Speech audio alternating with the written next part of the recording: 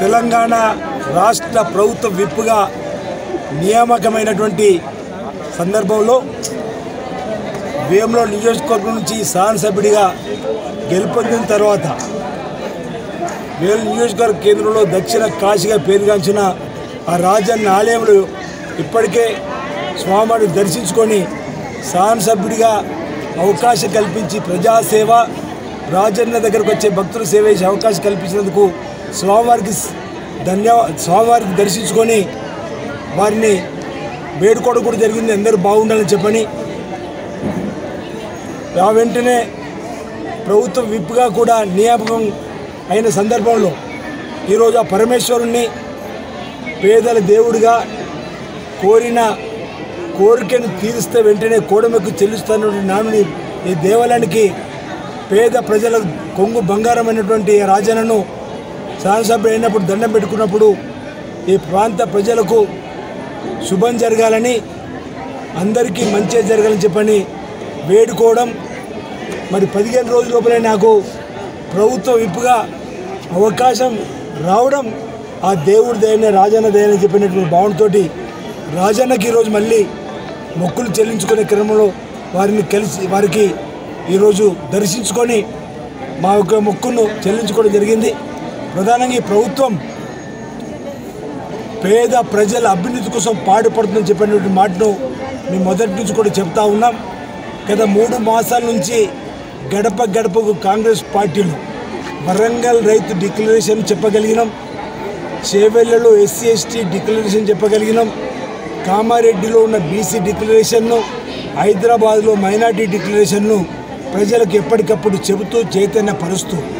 9.5 సంవత్సరాల ఈ బీఆర్ఎస్ ప్రభుత్వం ప్రజా వైఫల్యాన్ని గమనించమని చెప్పినటువంటి వైనం. ఆ తదుపరి తుక్కుగూడ మహాసభలో శ్రీ రాజీవ్ గాంధీ ప్రాంగణంలో శ్రీమతి సోనియా గాంధీ గారు 6 గ్యారంటీలను ఏవైతే అమలు చేస్తాం మీ ఆశీస్సుతో ప్రభుత్వం రావగానే చెప్పినటువంటి ఆ 6 గ్యారంటీలు కూడా మీ ప్రజల్లోకి తీసుకొని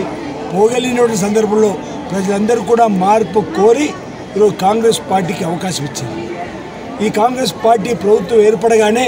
మొదటి వారం రోజుల్లోపనే మహిళలకు తెలంగాణ రాష్ట్రంలో ఆర్టీసీ బస్సులో ఉచిత ప్రయాణాన్ని గావింపజేసిన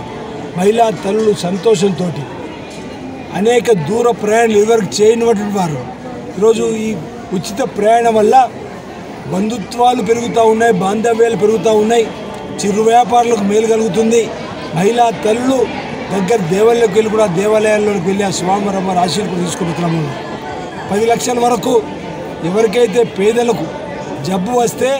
అప్పులు చేసి ఆ జబ్బు నయం చేసుకునే పరిస్థితి రాకూడదని, లేదా డబ్బు లేకపోతే ఇక మరణమే శరణం అనేటువంటి పరిస్థితి రాకూడదని రాజీవ్ ఆరోగ్యశ్రీలో 10 లక్షల రూపాయల వరకు పెంచేటువంటి కార్యక్రమాన్ని కూడా అమలు చేయడం జరిగింది. రాబో రోజుల్లో మేము 100 రోజుల్లో 6 గ్యారెంటీలు అమలు చేస్తూ ఉన్నాం. కర్ణాటకలో 5 గ్యారెంటీలు అమలు చేస్తామని మాట ఇచ్చినాం, అమలు చేసి తీరినాం. ఇక్కడ కూడా 100 రోజుల్లో ఒక్కొక్క గ్యారెంటీని వీలైనంత తొందరలో 100 రోజుల్లోపలే పూర్తి చేసి పేద ప్రజల అభ్యున్నతి కోసం ఈ ప్రభుత్వం పాటుపడుతుందని చెప్పిన మాట ఈ సందర్భంగా తెలియజేస్తూ, నేను ప్రభుత్వ విప్పుగా నియామకమైనటువంటి తదుపరి ఆ రాజరాజేశ్వర స్వామిని దర్శించుకొని స్వామివారిని ప్రార్థన చేయడం జరిగింది. ఈ ప్రాంతంలో ఉన్నటువంటి ప్రజానికానికి అంతా మంచి జరగాలని చెప్పండి. సకాలంలో చక్కటి వర్షాలు బ్రహ్మాండంగా పడి రైతు వర్గంతో పాటు